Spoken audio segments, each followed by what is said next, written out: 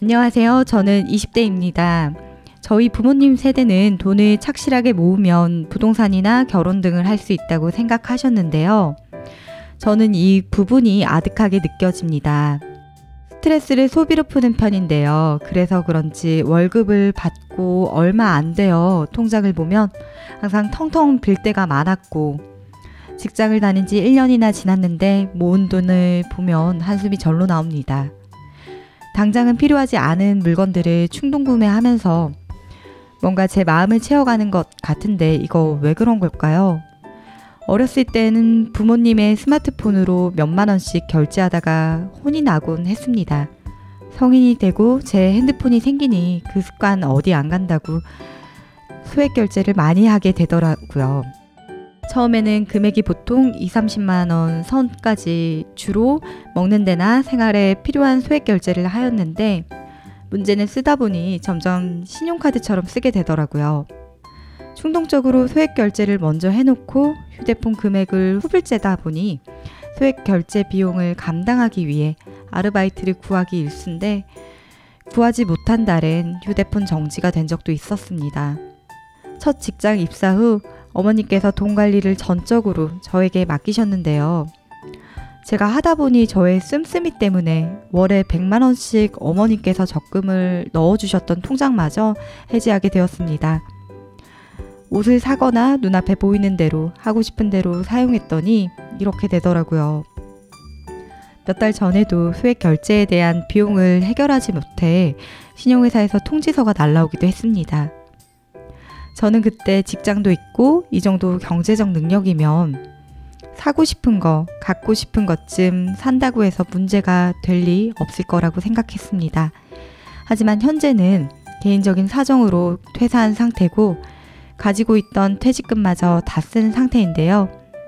계속 아르바이트를 구하고는 있지만 생각 같지 않아 스트레스를 받게 되네요. 소액 결제 때문에 그렇게 고생했으면서도 이전에 과소비 때문에 탕진한 적금이며 퇴직금이 텅 비어버린 탓에 생활을 위해 소액 결제를 끊을 수 없는데, 먹고 싶고 입고 싶고 이런 충동적인 저의 성향과 당장의 상황에 좌절하게 됩니다. 스스로 너무 자괴감에 빠져 있다 보니 우울하기도 하고 앞으로 정말 고치고 싶다는 생각에 사연을 보내게 되었습니다.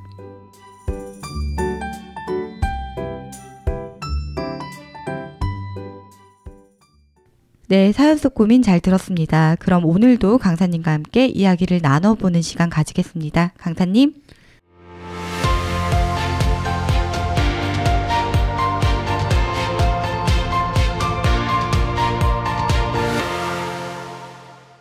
안녕하세요. 마인드 전문 강사 김성민입니다. 사연 속 초반에 이야기하신 부동산을 생각하면 요새 집값이 얼마나 하는지 보면 내가 과연 살아생전에 내 집을 마련할 수 있을까? 라는 생각이 들곤 합니다. 청취자분의 사연이 너무나도 200% 공감이 됩니다. 네, 저도 몇 년 전 지인들이 샀던 집값들을 들었을 그땐 너무 비싸다고 생각했던 게 엊그제 같은데요. 지금은 그 값으로도 전세도 들어갈 수 없다는 걸 실감하고 있을 때마다 강연자님과 같은 생각이 들곤 합니다. 크게 돈을 모아서 뭘 산다는 게 어렵게 느껴지기 때문에 많은 사람들이 충동 구매를 하면서, 즉 적은 소비를 하면서 마음을 채워나가는 것 같습니다. 채운다는 것은 무언가가 비어져 있다는 뜻인데, 요즘 많은 사람들이 이 텅 빈 마음을 채우기 위해서 많은 노력을 하는 것 같습니다. 네, 솔직히 저도 사연을 들으면서 생각했는데요. 쓸데없고 무용하면서 귀여운 소품들을 인테리어 핑계로 사모으곤 했는데, 소비할 땐 마음이 좀 채워지는 기분이 뭔지 알 것 같거든요. 10대, 20대 사이에서는 SNS가 활발하기 때문에 누가 어떤 걸 샀다더라, 어디 맛집에 가서 몇 시간을 기다려서 먹었다더라 하는 문화가 확산되면서 나도 사보고 싶다, 나도 가서 먹어보고 싶다, 이런 소비 심리를 자극하게 되는 것 같습니다. 네, 그 마음 알죠. 저도 SNS 맛집 도장 깨기 박사거든요. 네, 저도 회사를 다니는데 처음 입사했을 때 첫 월급을 받게 되잖아요. 그러면 그 기쁨 잘 아시죠? 대학생 때는 알바를 해도 얼마 벌지 못했는데 처음 받아보는 큰 돈에 이것도 사고 저것도 사고 하다 보면 금방 돈을 써버리더라고요. 네, 저도 결혼 전에는 정말 적금하기 무섭게 여행이나 맛집에 탕진을 했는데요. 결혼해서야 정신 차리고 돈을 모으다 보니 또 그 세월이 아쉽더라고요. 사실 생각해보면 매일 좋은 곳을 놀러가고 맛집만 찾아다니는 사람은 드문데 SNS에서는 그런 것들만 맨날 보게 되니까 저 사람은 저기 놀러 가는데 저 사람은 맛있는 거 먹으러 갔네 하면서 자신과 비교하게 되는 것 같습니다. 혼자서 이런 것을 절제해보려고 해도 하지만 잘 안 될 때가 많죠. 저는 어릴 때 절제가 안 돼서 스스로 괴로워하던 시절이 있습니다. 어떤 절제를 하려고 하셨는지 궁금합니다. 네, 사실 절제보다 끈기에 가까운데요. 저는 운동이나 배우는 걸 좋아해서 탁구, 수영, 농구, 테니스, 기타, 드럼 등등 배우고 싶은 게 있으면 부모님이 배울 수 있도록 지원을 많이 해주셨습니다. 하지만 어떤 일이든 흥미는 금방 사라지고 지루해지고 익숙해지는 시기가 찾아오기 마련이잖아요. 네, 맞죠. 어떤 일이든 하기 전엔 설레는데 하다 보면 지루하게 되죠. 근데 저는 그 고비를 넘지 못하고 매번 6개월이면 그만두게 되었습니다. 스스로를 컨트롤하지 못하고 또 하기 싫고 어렵고 여러 가지 핑계로 자신의 어려움을 넘지 못해서 그만둬버린 거죠. 그렇게 그만두면 한동안은 편하게 살게 되고 또 다른 걸 시작해도 중간에 그만두는 이런 어렸을 때부터 반복되는 회피성이 있다 보니 나중에도 쉬운 길을 택하면서 또 안 좋게 되더라고요. 그러면 어떻게 해서 그 습관을 고치게 되셨나요? 제가 고등학교 때 2주 정도 남미로 해외 봉사를 다녀온 적이 있었습니다.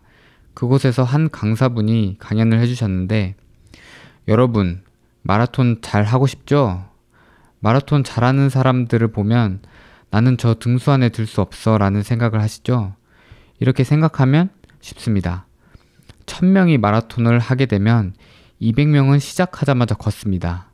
조금 뛰다가 포기하는 사람이 300명 정도 되고요. 자, 그러면 벌써 그냥 뛰기만 해도 500등 안에 들 수 있습니다. 거기서 중간 지점을 넘어서면 200명은 또 포기하게 됩니다.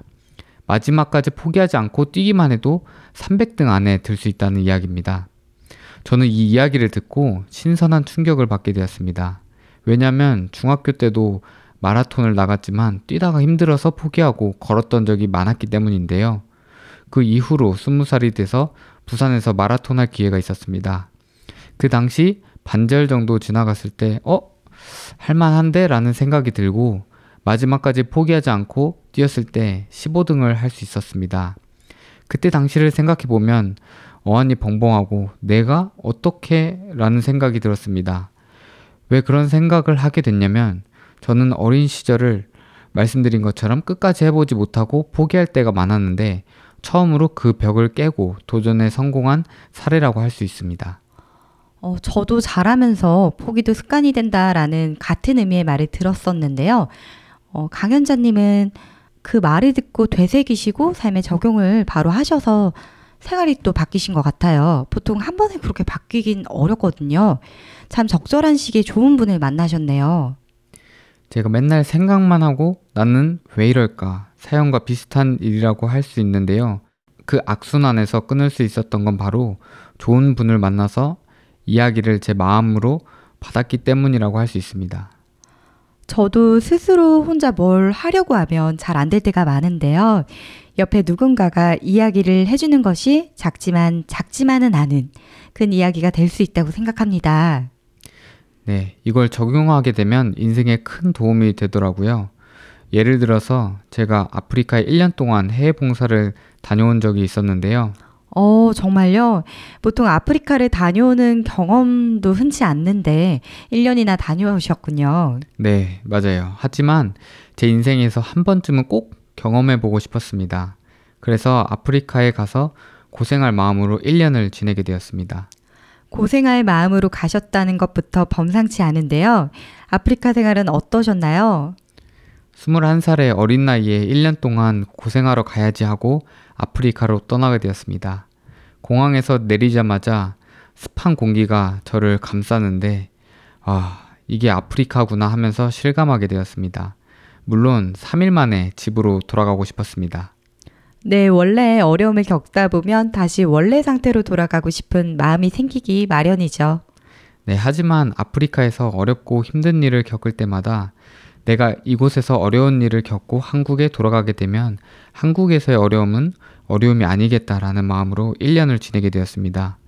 아프리카에서 많은 사람을 만나고 이야기하고 교류하면서 원래 내향적인 성격이었는데 외향적인 성격으로 변하게 되었습니다. 서로 이야기를 하면서 내가 가진 어려움에서 쉽게 빠져나올 수 있게 되었고 또 저보다 훌륭한 점을 배울 수 있었습니다. 그게 바로 강사님이 이야기하시는 자신이 할 수 없는 것을 다른 사람과 이야기했을 때 비로소 문제에서 벗어날 수 있다는 점을 이야기하시는 것 같네요. 네, 맞습니다. 제가 어릴 때 맨날 조금만 하고 그만두는 성격을 가지고 살았는데 다른 사람의 이야기를 받아들이면서 제 인생이 바뀌었다고 볼 수 있습니다. 역시 나에게 없는 지혜를 다른 사람에게 흘려받으면 자신의 것이 될 수 있게 되네요. 아프리카를 다녀오는데도 적용을 하고 영어 공부를 하거나 운동을 하는데도 끈기 있고 꾸준히 할 수 있는 것 같습니다. 네, 강사님의 경험담이 참 흥미로웠는데요. 이어서 또 다른 이야기가 있으실까요? 네, 사실 마라톤 이야기 외에 제 인생의 큰 전환점인 이야기가 하나 있는데요. 바로 여드름에 관한 이야기입니다. 사춘기 시절에 여드름이 많이 나긴 하잖아요. 저도 피부에 관심이 많은데 이게 어떻게 전환점이 됐는지 궁금합니다. 네, 저는 고등학교 1학년 때 들어갈 때부터 조금씩 여드름이 생기기 시작하다가 고등학교 2학년 때 너무 심해서 사람들이 쳐다보는 것조차 어려울 때가 있었습니다. 그때 피부과에 찾아갔는데 25살 때까지는 계속 날 수 있다는 이야기를 듣고 좌절했습니다. 좌절하실 만도 해요. 사실 남편 보고 알았는데요. 저는 성인이어도 여드름이 날 수 있구나 처음 알았거든요. 네, 그때 나이가 18살인데 25살이 되려면 7년이나 지나야 해서 그동안 어떻게 하나 너무 정신적으로 고통스러웠습니다. 여드름에는 여러 가지 이유가 있는데 그 중에 제가 생각하는 건 음식이었습니다. 중학교 때는 매일 저녁마다 라면을 먹곤 했는데 고등학생이 되고 피부가 안 좋아져서 고민이 많았습니다. 그때 인스턴트 음식을 끊자라는 게 제 생각이었습니다. 당연히 처음에는 잘 되지 않았습니다. 하루는 저녁에 친구들과 같이 과자를 먹으면서 에라 모르겠다 먹고 내일 생각하자 하면서 끊었던 과자를 행복하게 또 배부르게 먹고 잠이 들었습니다. 그 다음날 피부가 뒤집어졌습니다. 정말 너무 속상했지만 제가 전날 과자를 신나게 먹었기 때문에 어쩔 수 없는 결과였습니다. 그래서 어떻게 해서 인스턴트 식품을 끊었는지 궁금하시죠? 네. 쉽지 않았을 텐데 어떻게 인스턴트 식품을 끊게 되셨나요? 그 당시 친구들과 간단한 내기를 하게 되었습니다. 과자나 인스턴트 음식을 먼저 먹는 사람이 5만 원을 내기한 사람들에게 모두 주는 내기를 했습니다. 저는 처음에 간단하게 시작했다가 한 달이 넘어도 내기가 끝나지 않았습니다. 그러다가 한 달이 지났을 즈음 한 명이 몰래 먹다가 걸렸다는 소문을 들었습니다. 그 이유를 들어보니 잘 참고 있다가 다른 친구들이 나눠 먹는데 무의식 중에 과자를 먹었다는 이야기를 해줬습니다. 저는 지금까지 과자를 안 먹은 게 아까워서 계속해서 안 먹게 되었습니다. 생각보다 시작은 엄청나지 않았네요. 네, 사실 저도 그때 그렇게 내기를 하지 않았더라면 쉽게 인스턴트를 끊지 못했을 겁니다. 혹시 그러면 지금까지 인스턴트를 안 먹고 계신가요? 100% 안 먹는 건 어렵지만 10년 넘게 거의 안 먹는다고 볼 수 있습니다. 와, 너무 대단하기도 하면서 몰래 과자를 먹은 친구에게 감사하셔야겠어요. 네, 혼자서는 무언가를 꾸준히 하기 어렵지만 다른 사람과 교류를 통해서 문제를 해결해 나가는 것이야말로 행복한 일이라고 생각합니다. 그리고 그 당시 피부가 너무 안 좋기도 해서 여러 가지 방법을 찾아다녔습니다. 음식 관리가 저에게 가장 중요한 포인트였다고 생각합니다. 네, 피부를 통해서도 마인드를 배울 수 있다는 게 참 놀랍고 흥미롭습니다. 네, 소비로 주제를 전환해 보면 과소비의 원인은 복합적이지만 본질적으로 소비 심리의 영향이 큽니다. 이러한 소비 심리를 알아야 또 과소비를 통제할 수 있는데요. 이를 위해 밴드웨건 효과, 스놉 효과, 배블론 효과에 대해 이야기를 해보겠습니다. 네, 먼저 밴드웨건 효과가 어떤 건지 설명해 주실 수 있을까요? 네, 전에는 있는지도 몰랐던 제품이 유행한다는 이유 하나로 가지고 싶던 적 없으신가요? 네, 이는 밴드웨건 효과로 다수의 사람이 구매하고 또 선호하는 것만으로 제품의 가치를 판단하고 구매하는 것을 뜻합니다. 연예인이나 또 인플루언서가 홍보하는 제품을 따라 구매하는 것도 밴드웨건 효과가 발생한 것인데요.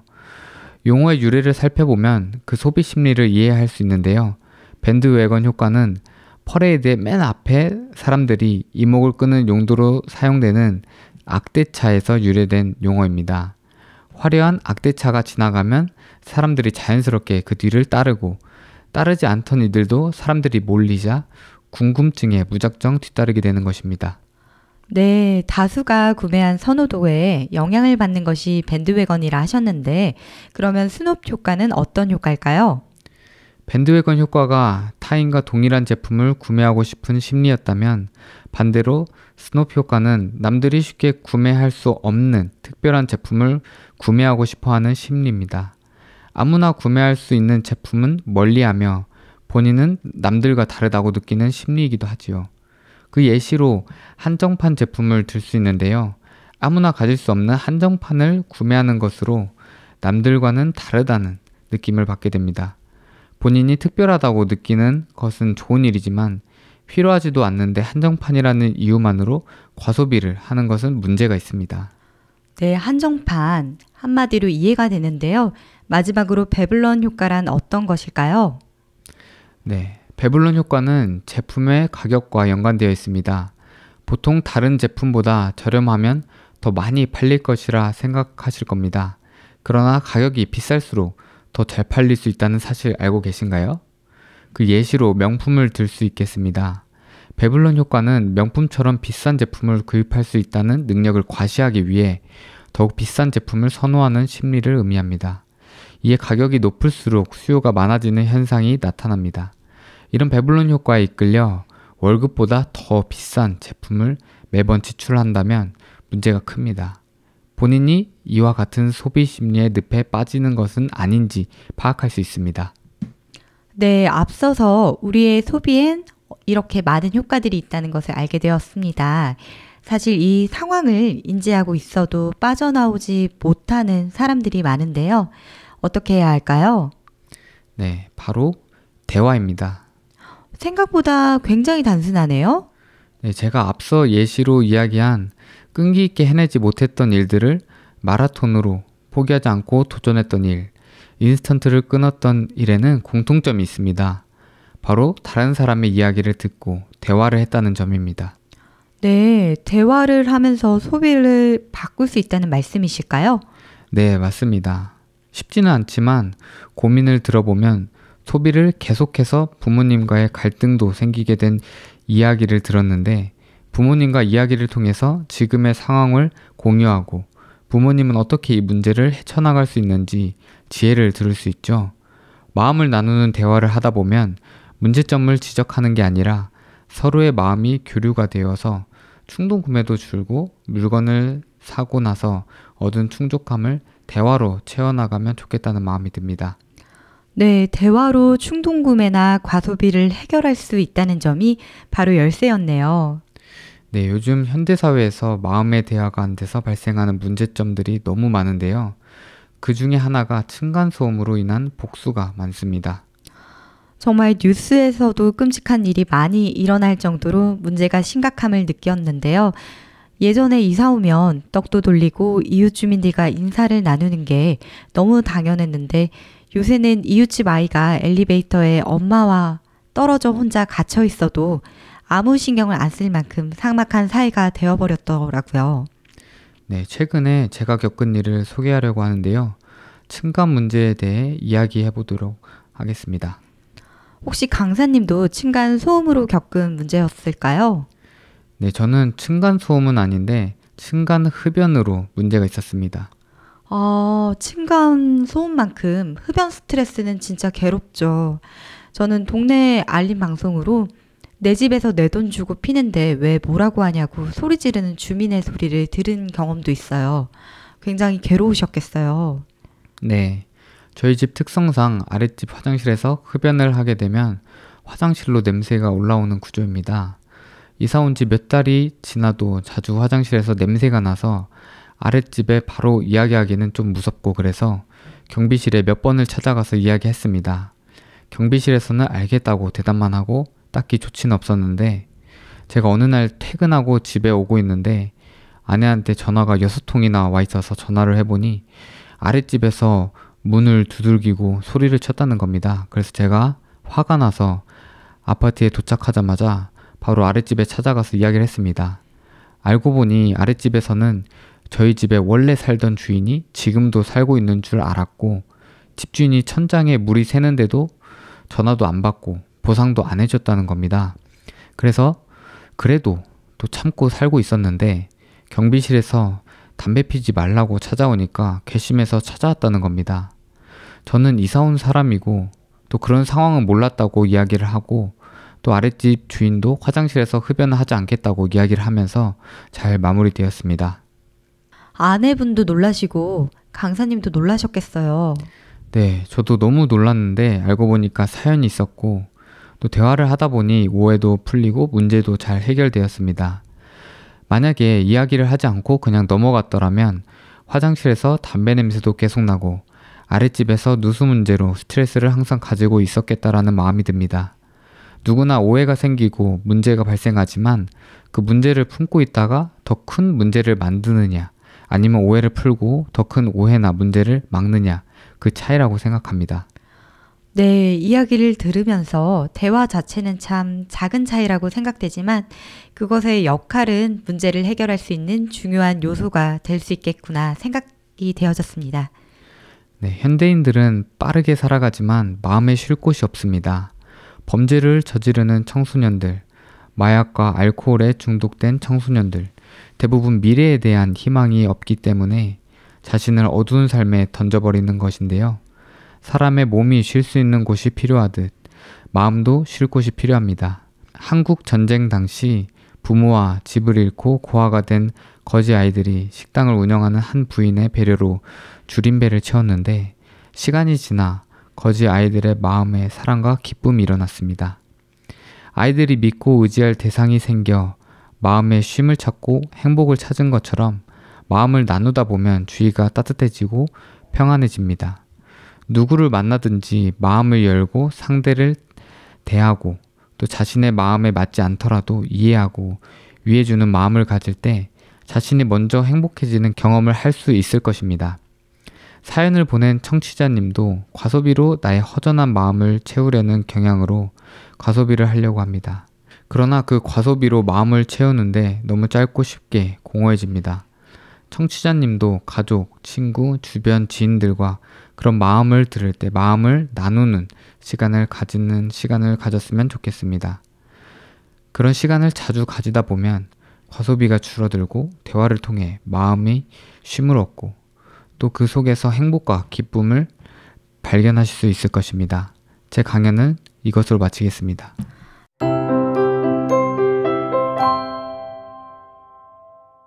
네, 강사님 오늘 말씀 감사합니다. 네, 감사합니다.